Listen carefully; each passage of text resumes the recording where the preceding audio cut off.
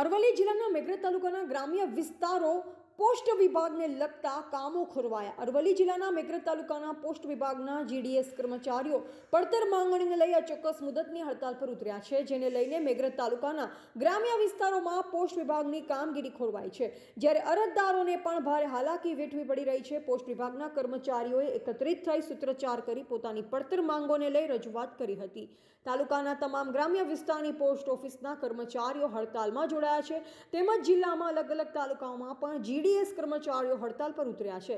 કર્મચારીઓએ જણાવ્યું હતું કે આજે અમે સૌ જીડીએસ ભાઈ બહેનો હડતાલ પર છીએ। અમારી 5 માંગો છે જે હજુ સુધી સ્વીકારવામાં આવેલ નથી, જેમાં અમને 5 લાખ મેડિકલ સહાય, ગ્રેજ્યુએટી લાખની 8 કલાકની નોકરી આપો, બીજી મેડિકલ ફેસિલિટી તેમજ અન્ય માંગણી છે જે આપવામાં આવે।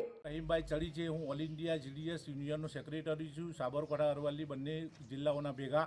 અને આજે અમે અમારી માગણીઓ માટે આ હડતાલ ઉપર ઉતરેલ છે। અમારી માગણીઓ છે કે અમને કાયમી કર્મચારી તરીકેનો હોદ્દો આપે, પેન્શનર બનાવે, મેડિકલની સુવિધા આપે તથા અમને કાયમી કર્મચારી કરીને 8 કલાકની નોકરી આપે। આજ સુધી 4 કલાકની નોકરી આપીને 8 કલાકનું કામ કરાવીને શોષણ કરવાનું ચાલુ રાખેલ છે અમને।